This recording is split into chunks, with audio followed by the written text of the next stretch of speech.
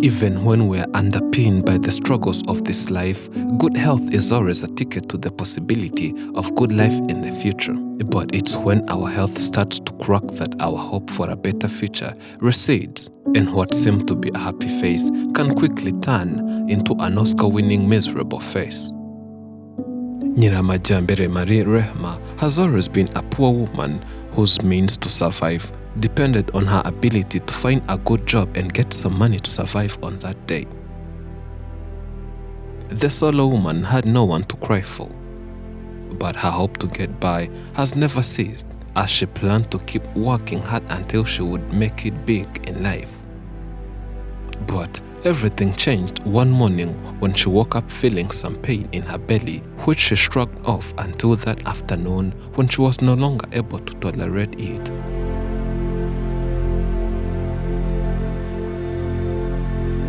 That journey to the hospital was the last one she did, unaided.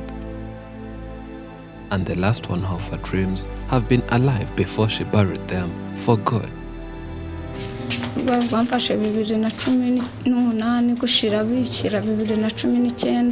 My sickness developed around 2019. I realized how serious my situation was when I noticed that I was bleeding severely. On the first day, I thought it was a minor issue that would disappear as the day went on. But it didn't just disappear. Instead, I was getting weaker as hours ticked by. In the afternoon, I went to the hospital and they initially thought that I had an abortion. But subsequently, tests showed that I was not pregnant. They struggled to understand my case and transferred me to a higher hospital.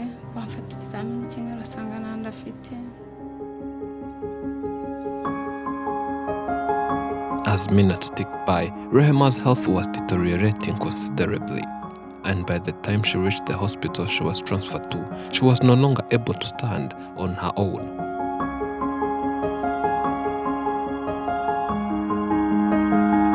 Doctors were surprised by the rapid deterioration of her condition, but what shocked them the most was their inability to diagnose the root cause of her condition. They resorted to giving her some painkillers, hoping that whatever she was suffering from would calm down. But REHEMA was not impressed, and she decided to stay at the hospital despite doctors' decision to discharge her. The argument erupted between her and the nurses who attended to her, until the superior doctor was called upon to resolve the matter. He criticized nurses who expelled REHEMA without asking her what she was suffering from. He did subsequent examinations, and the results were the worst news REHEMA had ever heard. Nurses gave me treatment, but they weren't able to tell me my sickness. The next morning, they planned to discharge me from the hospital, but I refused.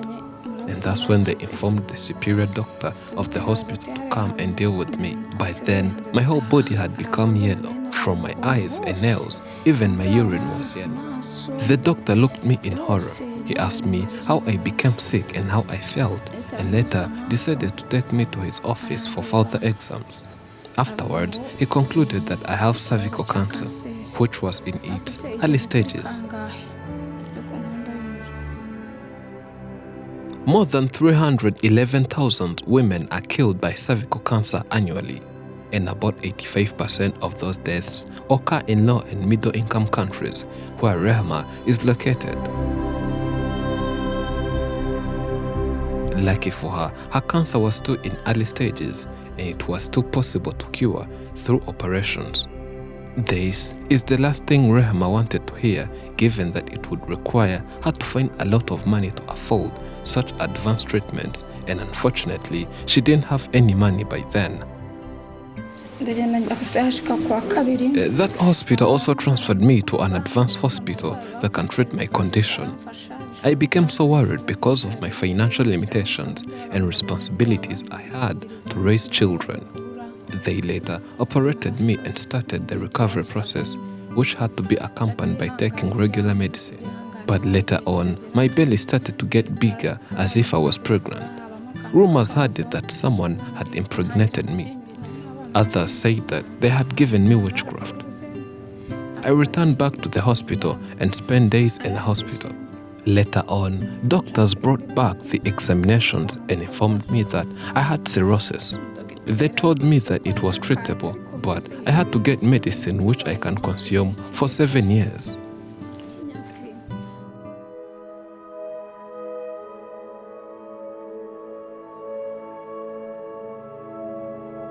Upon hearing this tragic news, REHEMA knew that her days were numbered. She was already weak and financially unable to afford the high bills of treatments and medicine. She resorted to relying on her friends, but she already knew that such scenario would not last forever.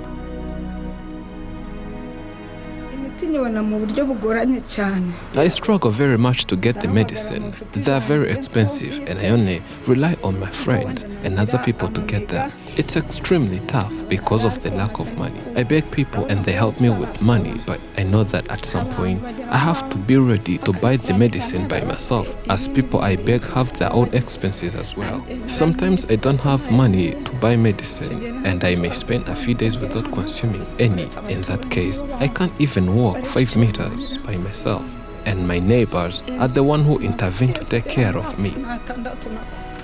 Today, REHEMA is struggling and unable to afford her medical bills, which further makes her sickness deteriorate.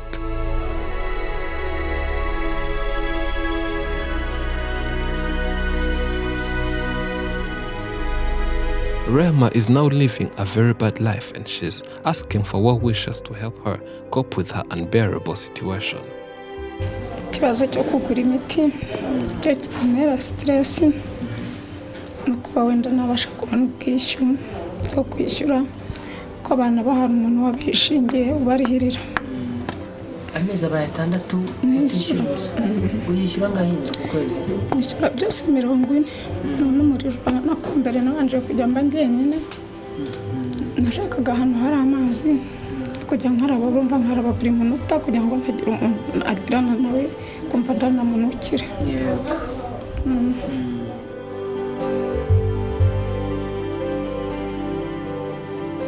You can help this woman to afford her medical bills by contributing on thegivinglife.com with links found in description and pinned in top comments. Thank you for watching. I'm Elijah and this is Afrimax English. Remember to subscribe.